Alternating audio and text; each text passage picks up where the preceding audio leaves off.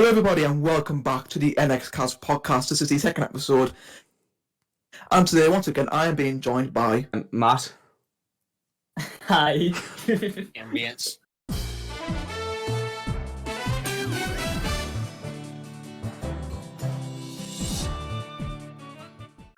So, guys, for the second week in a row, we've messed up, but this time it's my fault, so I'll take the blame for that. Anyway, More coordinated. Smelly.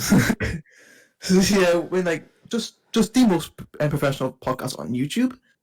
Okay, and today we've got some more topics for you guys, but before we do get to those, I just want to thank everybody who tuned in for episode 1. I think it's actually past 100 views now. It's like 104. Mm-hmm. So yeah, thanks everyone for tuning in for that episode. And today we've got more topics for you guys, as you guys can see by the title. And today I'm going to start off with the news that came out today or yesterday that Super Nintendo World's going to be opening in Japan next Thursday, which I think is going to be pretty awesome. You know, unfortunately, we aren't like none of us live anywhere near Japan, which is a big rip. But you know, they'll be opening in Hollywood and in Orlando soon. Hopefully, once the whole pandemic's over, which when's it going to be over? Like no one knows.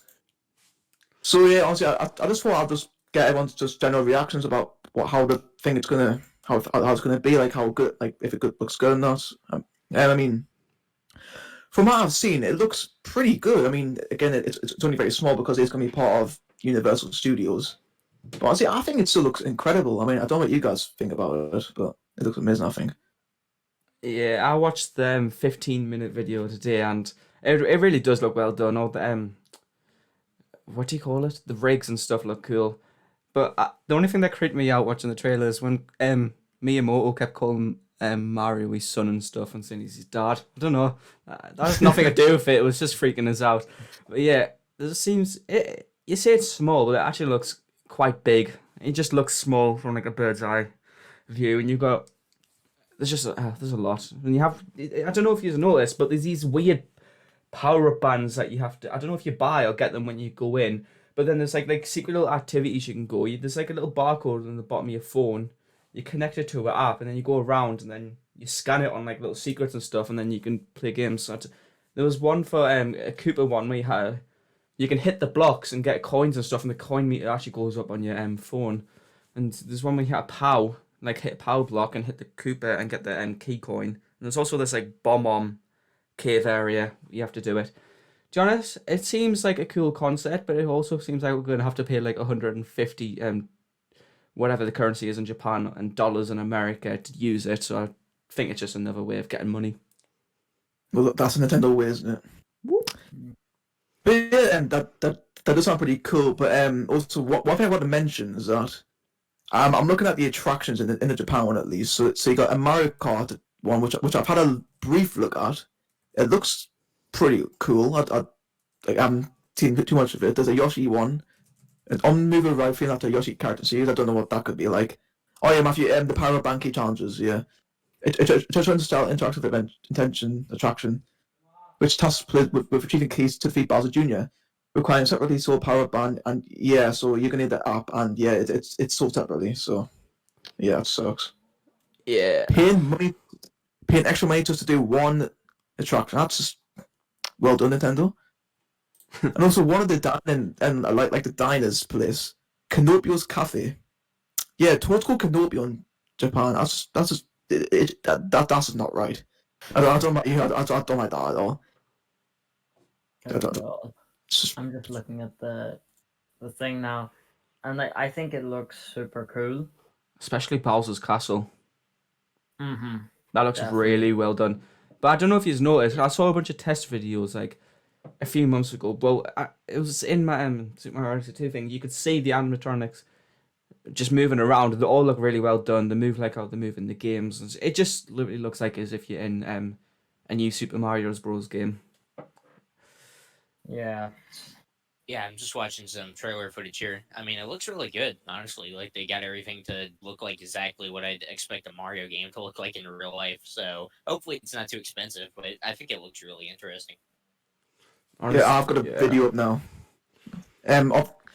Someone literally like a few hours ago uploaded the footage of the Mario Kart attraction, and I tell you what, it looks pretty. Obviously, like isn't like a proper like Mario Kart like attraction. But it's more like, do you know the Simpsons ride in Universal Studios? Mm-hmm. It's sort of like that, where you're in like a like a vehicle type thing, but it's more like it's like more. I don't know how to call it. It's where there's like something on the screen, but the vehicle which you're in, its movement's almost it's almost as if like you're actually in like the game. That's probably the worst way I can put it, but it just looks like that, and honestly, it looks pretty epic. But apparently, it's like it's quite short though, which is a bit shame. But Yeah, what can you do with it? I think it's cool that there's like an AR headset with little screens on it where you'll Oh actually yeah, be able to see things pop up. I think that would be pretty cool. Yeah, it was like when I was watching Miyamoto explain the power up bands, he put one. It was in that bomb area. He put it against the wall where it had a little logo, and it was cool. Like a little 8 bit sprite Bowser popped up on the wall, but it didn't even look like it was a screen. It generally looked like it was just normal break. One thing you got to give to Nintendo is they might be money greedy, but when they do something, they do it with quality, and I think that's the true. park just looks everything looks fantastic. The models look accurate and everything. Props to Universal Nintendo. Mm-hmm. For sure. Yeah. I feel like Nintendo are sort of yeah. What as you said, like quality definitely comes at a cost when it comes to Nintendo. Like everything they do, well, most stuff they do is good, but it's always very pricey, and it's up to you whether it's worth the money or not. You know what I mean? Yeah. Yeah. I mean, I think an example of that's probably Mario Kart Live Home Circuit. Oh, Like, I mean, I mean, and I know it's been said like sometimes before, but just the whole thing where you have to buy the extra Mario and Luigi for, I think it's like $100 each, which is ridiculous. I think, and even for like a game which is very limited. It can either be very limited or it can be very compared to probably like either your house space or your just imagination in general. hmm Which in terms of me, both are very limited because I'm not a very creative kind of guy, and my house is kind of small, so. That's just that's just an example that came in my top of my head. I think one park I can compare this to is I don't know if you know the Star Wars attraction at Disneyland. It's just the same thing with the power up bands. When you go into the Star Wars one, you have to if you go to the Savvy's lightsaber shop, you don't get a lightsaber for free. You have to pay $200 for a lightsaber, and compared to the lightsabers you can get on the market for cheaper, apparently the quality is terrible. And these power up bands are only going to be used once, so I don't think it's worth the extra amount of money to use them. yeah. I feel like probably the best Nintendo could do. Obviously, they're gonna try squeeze money out of you, but if I were to be a CEO of Nintendo, obviously this is more so for Japan and to market things towards Japan. They do like because obviously, um, they do like sort of the. I don't know if it's just me, but I've noticed that Japan compared to America likes having these little like proprietary things as like keepsakes. I know from a couple of people I've talked to anyway, but probably from us on the other side of the world, it seems a bit unnecessary, which it is. Like, there's no need for them to have these little bands. They could easily just have it all in app. But That is true, but it's our opinion's kind of biased because if we were to go there, it would probably be more likely a one time thing. But if you live in Japan and live close, or if you like ambience and lives in America when it gets built up, you'll probably be visiting more regularly. So if you bring a band, you have it for whenever you want to go. But just for me, Tom, and you have it isn't worth it because we don't live anywhere near America or Japan, so we're not going to pay £150 for a one-time visit. mm-hmm. Yeah, it depends on where it is in America, but I definitely like to check it out sometime. Like, I really love this idea of bringing a game to life through a theme park. I think it's really neat. I remember first thinking that, and when I saw the Fright Dome attraction for Five Nights at Freddy's that was built a couple years ago. Yeah. I thought it was like the coolest idea, and I love to see games like brought to life like this. So I think it's really cool. It looks good.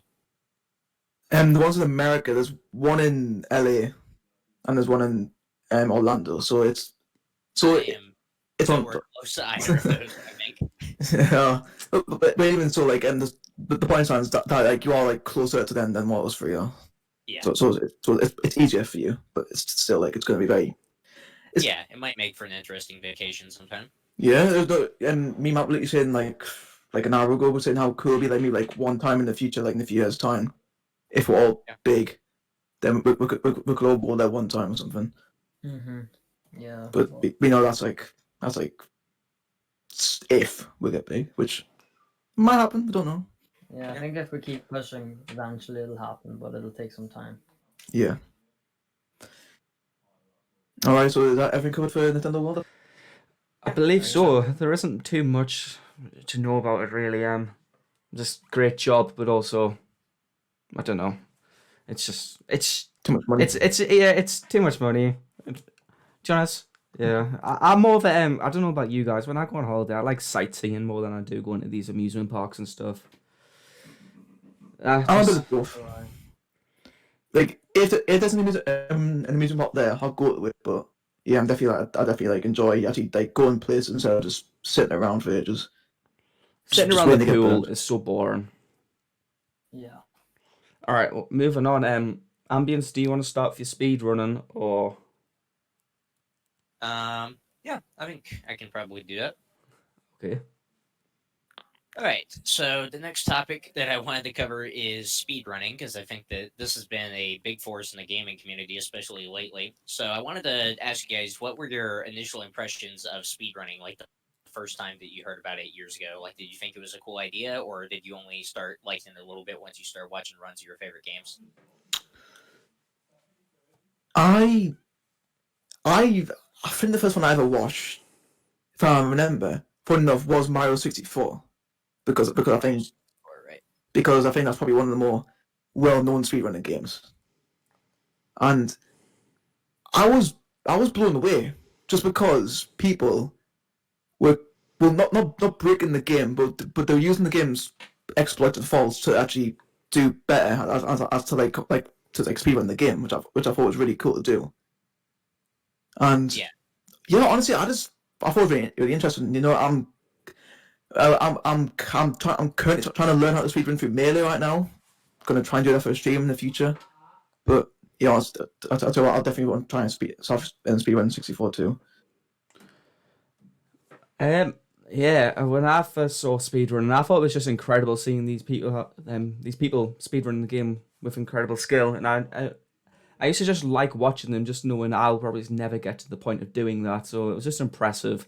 And I said to Ivan and Thomas before we came on the podcast that the only game I've ever speedrun is probably the easiest game to speedrun. That's probably Minecraft. And that is pretty much it. It's impressive, as Tom was saying, how they find all these exploits and flaws of the game and then just use it to complete the game. Like I think the best speedrun I've watched is people completing Mario Odyssey, and I think it was a 1 hour and 1 minute, and I think that's just incredible because it took me way longer to complete that game. It's just Oh yeah, Mario Odyssey world records are crazy. I know you'd think with all the cutscenes and stuff, it could never get to the point where you can complete the game in 1 hour and 1 minute. It's just it's just the gaming community. I think it's just speedrunning. I don't think it'll die Yeah. out. It's just speedrunning. It's fun to watch from time to time. Yeah, it's fun to watch. It's fun to do. I used to do some speed runs on Super Mario 64. I don't do so many runs anymore, but that was actually the initial inspiration for starting my channel because I wanted to catalog my runs. Like I never intended to really make it the thing that it is now. But yeah, I think speedrunning is just really great for the gaming community because I was playing competitive games like League of Legends and CS:GO years ago, and I was like, oh man, like if only I could be this competitive like these pro players are at any game, like not just League or CS:GO or whatever. And then Yeah. speedrunning, I think, is the way to do that because you can truly make any game an esport. Like it's incredible. hmm Like for me, my first ever sort of glimpse at speedrunning would have been Donkey Kong 64. Because that's really it's quite a popular game to speedrun. Well, not popular, but one of the more well known, but obviously because of how broken it is. But honestly, I think more so than speed running, the idea of playing a game such as I'll take I don't know Crash Team Racing Nitro Fueled or Mario Kart Wii. And I don't know if you categorize that as speedrunning, but completing like a track or a course as fast as possible. That's always like sort of interested me. Just sort of Yeah, the idea. Mario Kart speedruns, I think, are actually awesome. I've watched multiple of those around Mario Kart Wii, and I always thought it was really cool just because it's kind of unique in the speedrunning community. Hmm. I'd personally class time trials and getting your faster score as speedrunning the game, the course. I'm not gonna lie. Well, in that case, I'm a speedrunner. What can I say? Yeah, it's great. I just like I don't know. I like a sense of speed in things, and especially things like I'm just gonna use one I know, Donkey Kong 64, and it's just sort of the sense of pace I think that you get from it. Like you can physically see like a rhythm to it. Like they've practiced so many hours, and I think it's just really really good to see people who've spent so long perfecting what they do. I think it's really interesting to watch. Maybe not so much do myself, but definitely watch. Yeah, I think it's just we've all speedrunned, not intentionally meaning speedrun. When we've just gotten comfortable with the game, we know the game off by heart. We've just like, for example, a Mario level. If you played it, done a few playthroughs of the game so much, on your third or fourth playthrough, you're able to just whiz through the level straight away, knowing where going, all the secrets and stuff. When you, I think, yeah, when you get comfortable, and plus just from where I used, like, I don't know, when I was littler, I could never speedrun, but now I think I'm just much more capable of speedrunning because you just progress with games, and when you get comfortable with them, you just want to challenge yourself inside the game, so it keeps it fresh and just new challenges, you know.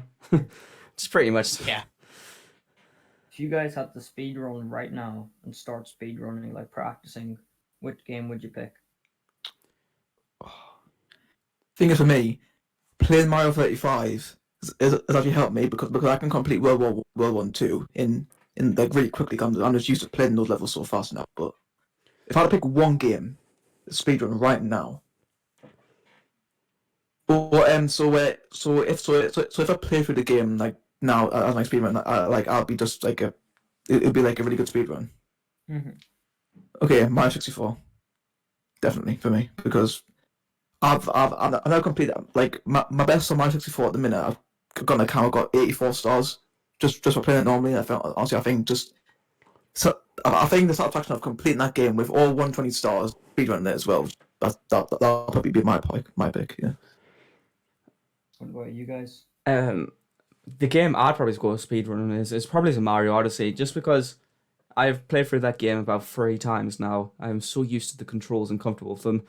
I can do just um, let's put the label pro maneuvers in the game. It's either that or the game I'm currently just swatting through for childhood nostalgia. Mario 3D Land. It isn't really a game worth speedrunning. It's just so easy, but I think the fact that it's so easy, it's just it's one of those games where you can just rush through it. And to be honest, we've only in like a day playing, not even meaning that. I was on with Tom. There's like 5 levels in a world. It's ridiculously short.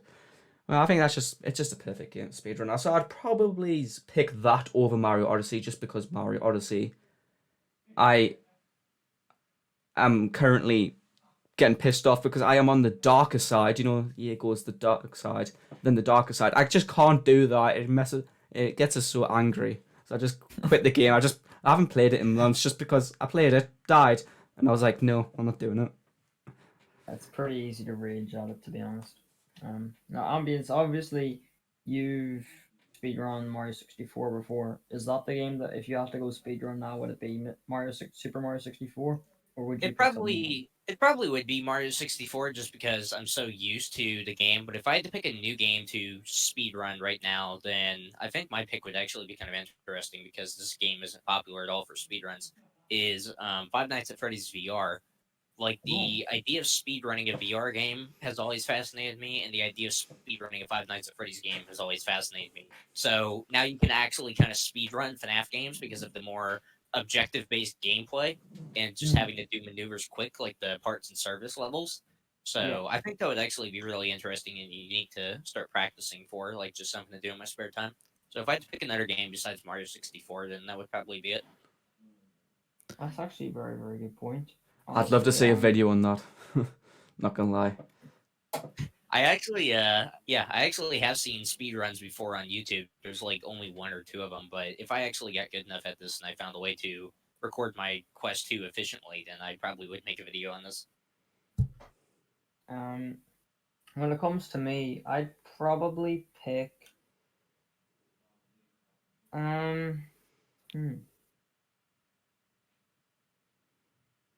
I'd probably pick either Mario Kart Wii because I'm not gonna say I'm skilled at it, but I definitely am. It's probably the game that I'm the best at,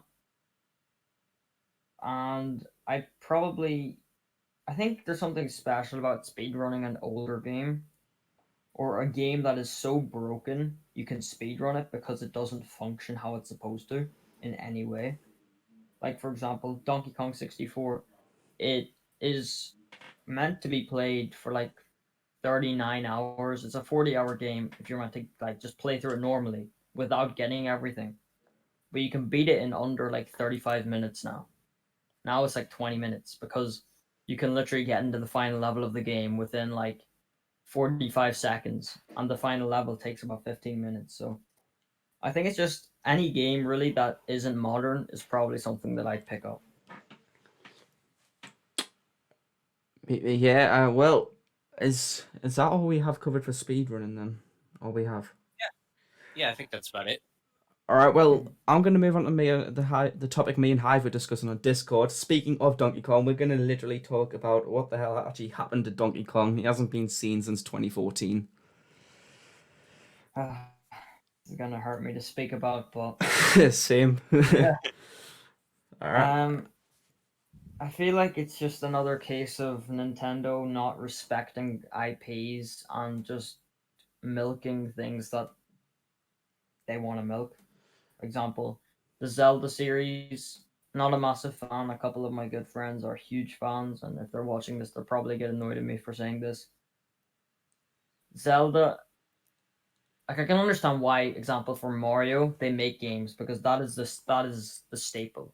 They do every single game does well. So exactly, like what's the point? Of course, it's good money, but Zelda, I feel like honestly they should start to look at other IPs that they haven't used in a while, and maybe instead of making 4 Zelda games for the Switch, make 1 Kirby game, 1 Zelda game, 1 Donkey Kong game, and 1 Metroid game, for example. Instead of just milking the same franchises, because I feel like, especially Donkey Kong, more so the Super Nintendo, between the Super Nintendo and N64 era, that little gap where the N64 was being teased, Donkey Kong was basically on top of the world, and I think it's quite sad to see such like a respected game franchise fall so fast from grace. yeah, what we were saying, like, I'm just sick of seeing Donkey Kong and only spin-off games in Mario. Donkey Kong shouldn't. It might as well just be part of Mario at this point because he doesn't get enough of his own content. Like we were saying, if they were to bring a sequel to Donkey Kong 64, they came up with just a brand new 3D platformer Donkey Kong game, it would just be the highlight of the year or something because Donkey Kong hasn't changed really from country. You got Donkey Kong 64, but then when it returned back to its 2D roots, and by the point of Tropical Freeze, I was saying the game is pretty mediocre. It was fun, but they didn't. I would have been happy not to seen it as ported over to the Switch because it wasn't necessary, and the game is mediocre. It just mediocre at best. I'm actually looking through the chats we had, Hive. All right, well, I'm looking through one right now. It's just like Nintendo needs to kick up the arse. I mean, they do because, as we're saying, they rely on basically 3 IPs now: Animal Crossing, Zelda, and Mario. Yes, you have. I think the newest IP that they've actually managed to make successful, like Arms, was a failure, but Splatoon is definitely has become a staple in the Nintendo community. They need to try making new IPs, or just, yeah, as you were saying, spread out all the IPs they have evenly. Suppose we did get a Kirby game on the Switch, but that game apparently was good, but it just doesn't look appealing at all. And they should make a 3D Kirby game. For sure. I just think, especially for Donkey Kong, like if we look at his games, well, just off the top of my head, I obviously don't know them all off by heart, but I know a good bit of them. Donkey Kong Country 1, revolutionary. Donkey Kong Country 2, probably my second, third favorite game of all time, and a lot of people say it's the best game ever because it really is amazing. Country 3 was okay.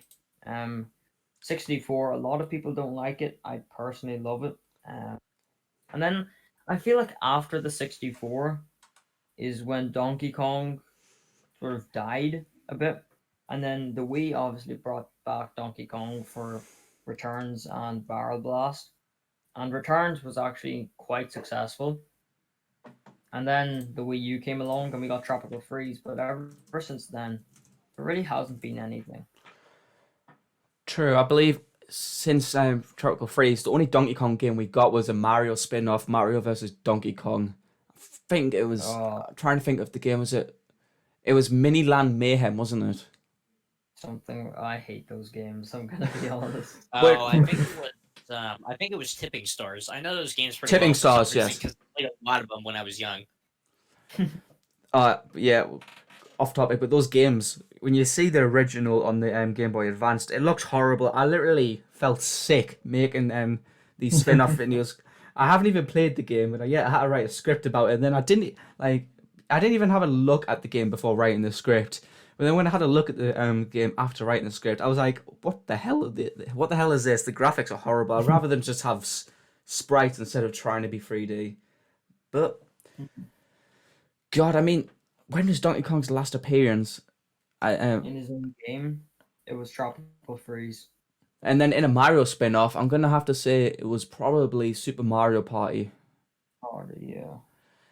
And Honestly, I feel like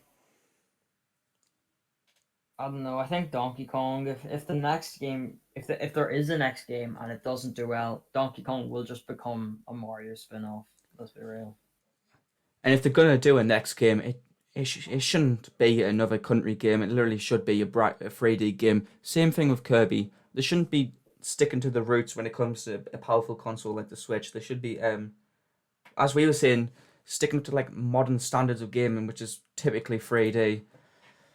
And even if they don't make mainline Mario, Donkey Kong games, they should just do spin-offs again. Like, I think everyone, personally me too, would love to see a remaster of Diddy Kong Racing. That was such a good Donkey Kong spin-off. Yeah. Obviously there was the one for the DS, and there'll be some problems though because obviously Banjo and Conker. Well, Conker obviously will not be in the game for obvious reasons. But Banjo is now a Microsoft IP, so we have seen him in Smash, so they could be on stable enough ground to introduce him back into Diddy Kong Racing. And well, honestly, I think everything just went wrong whenever Rare got bought out by Microsoft. true, the latest Rare game is Sea of Thieves, and personally, it just doesn't feel like Rare. Knowing that they made good games like Donkey Kong, I'm trying to think of more off the top of my head, but I just can't. Star Fox, I think, didn't they? Didn't they make Banjo and all or not? Yeah, they made Banjo. Make games like that, and I don't know if you've seen Sea of Thieves. It's a good game. I played it, but it's so boring after a while. Yeah, for sure. I actually played it a bit at my friend's house, and like I'm sort of the guy who, not gonna say like, well, I don't really get bored of games easily, if that makes sense. Like I like kind of games where they take a while to do stuff. Sometimes it depends what mood I'm in, but that game actively made me bored after a little while because it's so much, but so like little, if that makes sense. There's too much to do and not enough reward for what you do. And it just hasn't got the spirit of Rare in it. It's just not the same. That is true. So what? we pretty much concluded our topic about Donkey Kong. Nintendo need, quoted by Hive, a kick up the arse and just basically introduce new IPs or use the ones they currently have, like Donkey Kong. It just annoys me. And Hive, Yeah, I'm gonna. it is kind of sad to see what's happened to the Donkey Kong series because I've never heard anyone really say anything bad about the original trilogy. But I think Nintendo does need to branch out now, and I think another 3D Donkey Kong game would be great. Branch out and open up again. They're starting to become a little bit secretive, and no one likes that. Like, they should continue doing Nintendo Directs because fans love them, Yeah. but they we know what they're like with money. Apparently, they cost too much to make. When really, one Nintendo Direct is probably made in like a few. Yeah, I'm pretty much Probably that's in the bucket for them. true. We've pretty much concluded it for Donkey Kong. Now I'm going to let Hive take the lead on our next subject. Sonic's 30th anniversary. I was about to say 35th there, but no. Yeah, that's fine. Yeah. Obviously, Sonic's anniversary is coming up, and I think this is Sega's. I'm not gonna say last chance because Sonic's sort of in the same idea as like sort of same band as Mario. Not obviously on the same scale, but as long as the games are semi decent, they're still gonna keep coming out. They're not gonna stop them anytime soon. But yeah, obviously Sonic is one of, I'd say, gaming's probably second most recognizable character. Would you agree with that? Would you say anything else is more recognizable besides Mario? It depends on what community you're looking at because it's like I'll just say like of all people time. who don't people who just don't actively play games, like your parents or your grandparents. You Of know, all Oh, time, yeah. I think Sonic the Hedgehog, yeah. so yeah, definitely Sonic and Mario. And he's recognizable, yet he's not that. Like the sales for his games have actually slipped below numbers that you would expect. And now obviously, Sega is in the hole, and I feel like when it comes to the 30th or the anniversary, I think that I personally believe that Sega is going to do something really special. And if you go to their Instagram account, I don't know if they've made any posts, but on their stories they've been teasing stuff with like Sonic plushes in different places. I don't know what that means, but um, obviously, I feel like Sega know that while Sonic isn't the only thing they have, it's the biggest thing they have. So I feel like for the 30th anniversary, personally, something I'd like to see is a new Sonic game.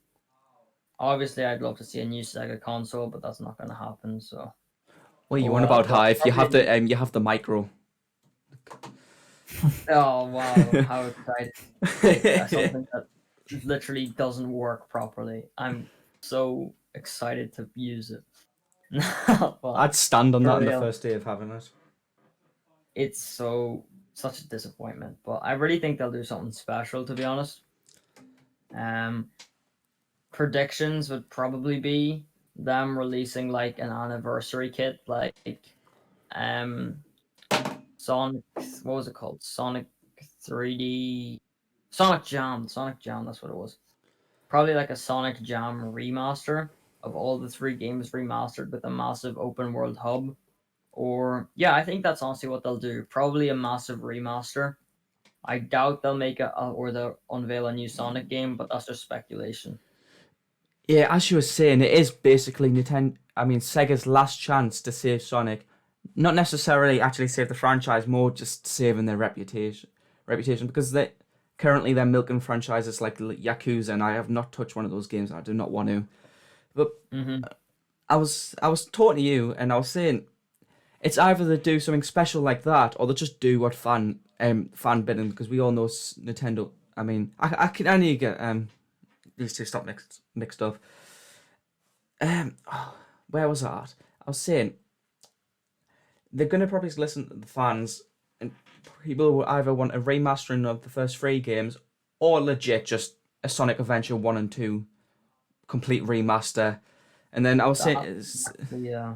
and then like if them two do very well, we might see a third Sonic Adventure, but I doubt that very much. Yeah, I feel like I feel like if they're gonna do something, they'll probably actually do 3D Sonic. Now I'm thinking about it for the simple reason that 2D Sonic's sort of getting stale. But I feel like they need to do 3D Sonic right because there's good 3D Sonic games And then like there's 06. Sonic. Yeah, then there's the like Sonic 06, which we don't want to talk about that. Humans. That was the word. Who I want to see like the whole conference or discussion at Sega headquarters. They're like, okay, what are we gonna do for this new Sega game? Let's put a bunch of weird ass humans and Make give Sonic. one brush. Uh, Like it was the biggest mistake. It sucked. Yeah, I didn't like it at all. You can probably tell. I have no idea what the creative process was for that game. Yeah. I feel like they probably sat down one day and are like, okay, we're absolutely drunk, but we need to make a game within 15 minutes. Go fast. But yeah, It happened. it like I feel like what makes a good 3D Sonic game? It would probably be speed. less of the linear gameplay like Forces Yeah. in the last few games. Less linear. And one thing I definitely say is they need to make the game more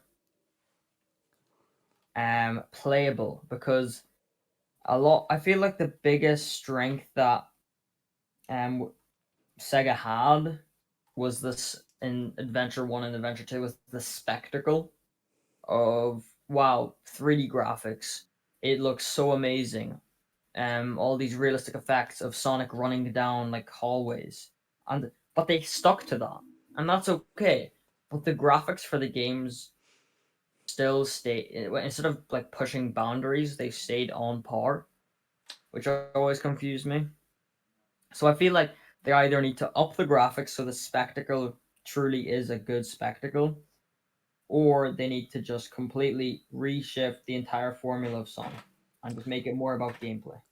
What do you guys think? Most definitely. Just well, really, I think it's less about a Sonic game when it comes to the 30th anniversary and them just trying to save this IP and the reputation.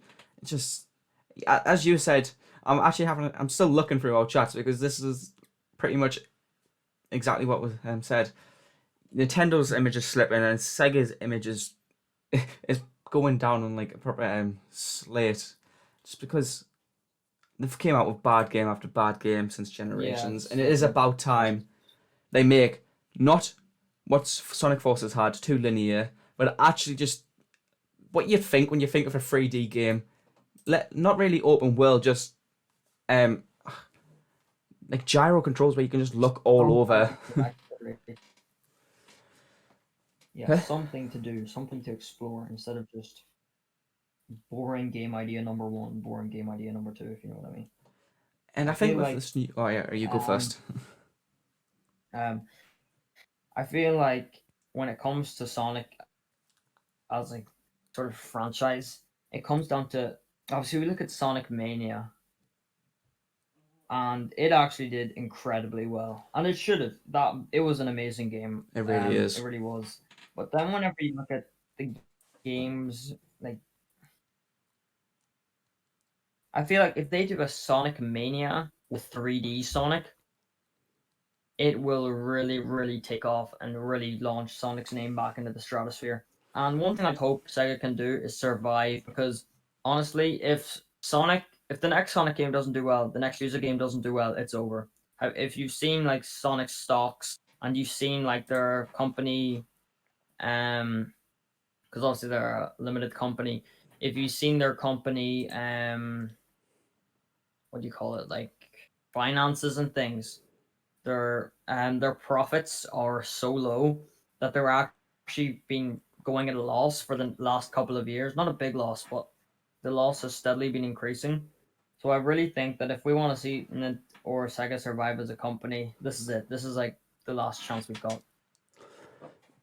Yeah, when you're talking about the stock set, but that is basically their fault. When they've been coming out with games, they've been sloppy. Like, rather than focusing on a couple of games a year or a big game, they would literally just releasing games left, right, and center. Like, if you have a look at the handheld games, the colors, rings, they're all just glitchy and they weren't thought out.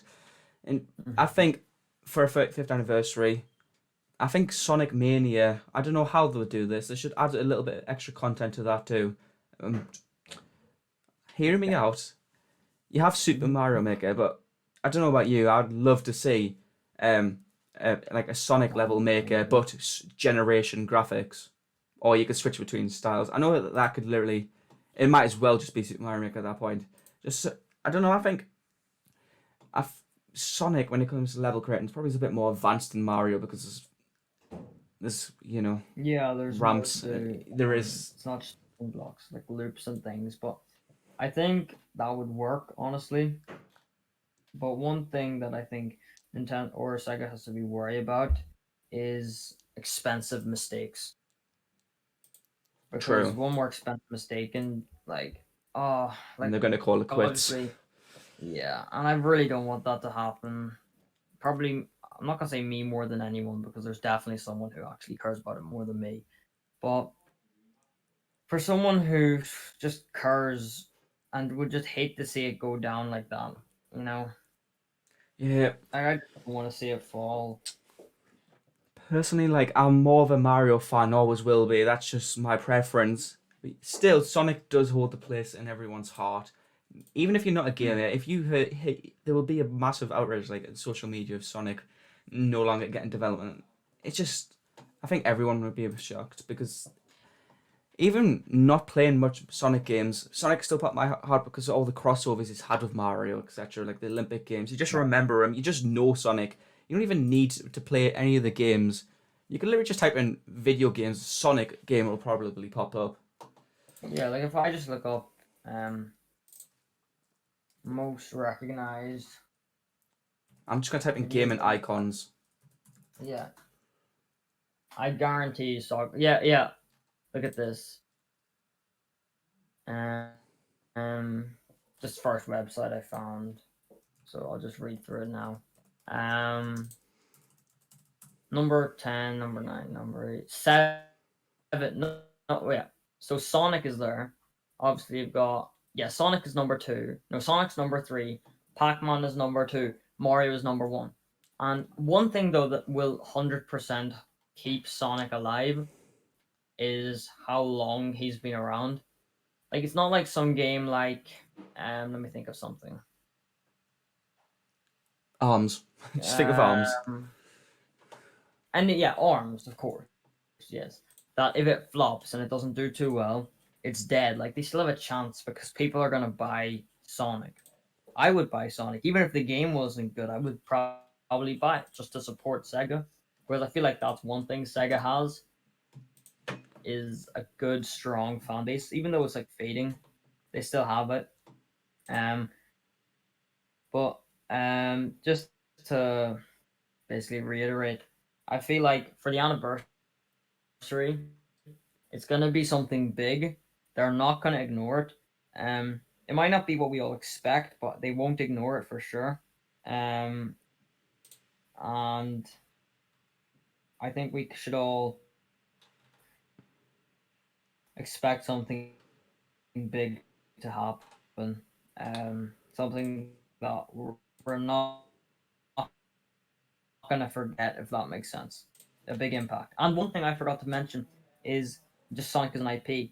They still have the Sonic movies. How much money did it make? Sonic movie profits. I swear Yeah, it was okay. like a lot, like 2. It made over. Wait, on the opening day, it made 57 million, and it's made about 500 to 700 million estimated. Like, people want to watch Sonic movies. It's like I know I watched a Sonic movie with my family. They didn't even know who Sonic was. Well, like they knew who he was, but they didn't know the whole point of him, and they loved it. And obviously, Sonic, at the end, it's teased that There'll be a second one with Tails in it because Tails is in the end.